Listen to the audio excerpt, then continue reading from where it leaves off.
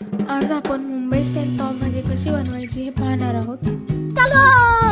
त्यासाठी आपण इकडे काही शिमला मिरची घेतलेल्या आहेत, आलू आणि फुलगोबी घेतलेली आहे. तुम्ही तुमच्या आवडीप्रमाणे इतरही भाज्या घेऊ शकता.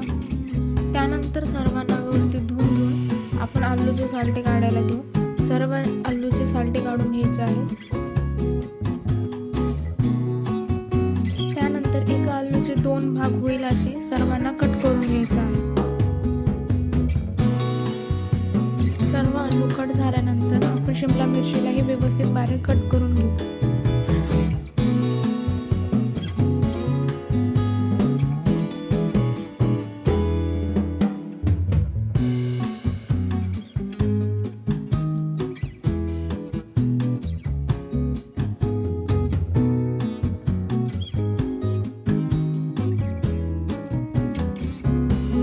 त्यानंतर फुलगोबीला व्यवस्थित साफ करून त्याचे व्यवस्थित बारीक तुकडे करून घेऊ.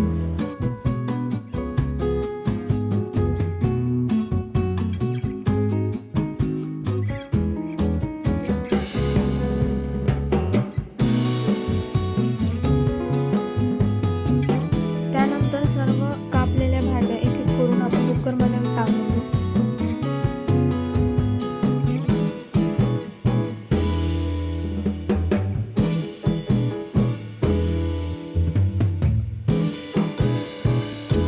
सर्वांना व्यवस्थित एकदा धुवून घ्यायचे आहे.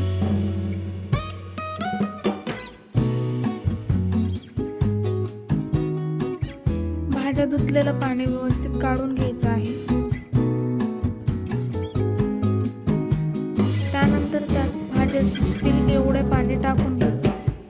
व्यवस्थित आणि लवकर भाज्या शिजण्यासाठी त्यामध्ये आपण थोडंसं मीठ टाकून घेऊ. आता कुकरचं झाकण लावून कुकरला 2 शिट्ट्या येऊपर्यंत सर्व भाज्या व्यवस्थित शिजवून घ्यायच्या आहेत. भाज्या व्यवस्थित शिजल्यानंतर त्या सर्वांना कुकरमध्ये स्मॅश करून घेऊ.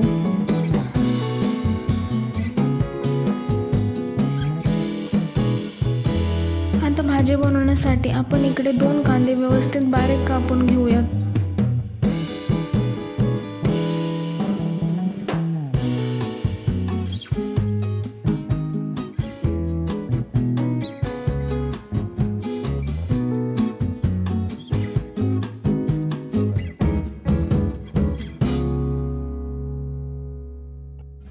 त्यानंतर 2 टोमॅटो रफली चॉप करून आपण त्याला मिक्सरमधून काढू आणि त्याची प्युरी करून घेऊया.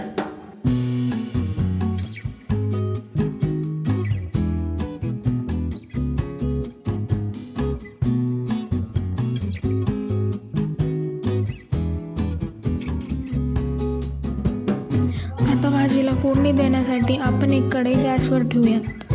त्यामध्ये 2 मोठे चमचे तेल घालू. तेल व्यवस्थित गरम झाल्यानंतर त्यात आपण जिरे मोहरी टाकून घेऊ. त्यानंतर लसणाची पेस्ट टाकू. त्यानंतर कांदा टाकू. त्यानंतर कांदा तेलात व्यवस्थित परतून झाल्यानंतर त्यामध्ये आपण ग्रीन चटणी टाकू. सर्व तेलामध्ये व्यवस्थित परतून झाल्यानंतर त्यात आपण केलेली टोमॅटोची प्युरी टाकू.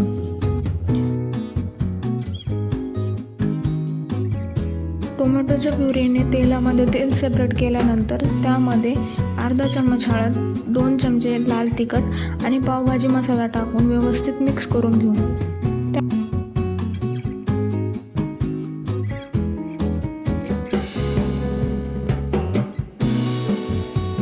त्यानंतर त्यात चवीप्रमाणे मीठ टाकून घेऊ. सर्व मसाल्याला तेलामध्ये तेल सुटेपर्यंत व्यवस्थित परतून घ्यायचे आहे. त्यानंतर त्यात मॅश केलेल्या भाज्या टाकून घेऊ.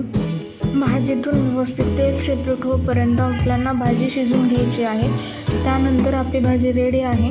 त्यावर आपण कोथिंबीरने गार्निशिंग करू. पावभाजीसाठी आपण आता इकडे पाव गरम करू. त्यासाठी मी इथे एक पाव घेतला आहे. त्याला मधातून व्यवस्थित कट करून घेणार. त्यानंतर तवा गरम झाल्यास तव्यावर व्यवस्थित तेल टाकून पाव गरम करायला ठेवू. पावला व्यवस्थित तेल लावून दोन्ही बाजूने व्यवस्थित भाजून घेऊ. पाव व्यवस्थित भाजून झाल्यास आपली पावभाजी तयार आहे.